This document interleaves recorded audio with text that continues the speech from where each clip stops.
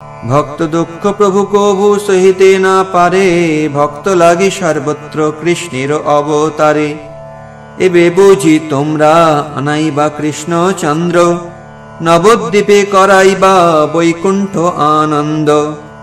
তোমা সভা হইতে হবে জগৎ উদ্ধার, করাইবা তোমরা কৃষ্ণের অবতার। সেবক করিয়া মোরে সবেই জানিবা, এইবার মোরে প্রভু না পরিহরিবা। সবার চরণ ধুলি লয় বিশ্বম্ভর, আশীর্বাদ সবেই করেন বহুতর।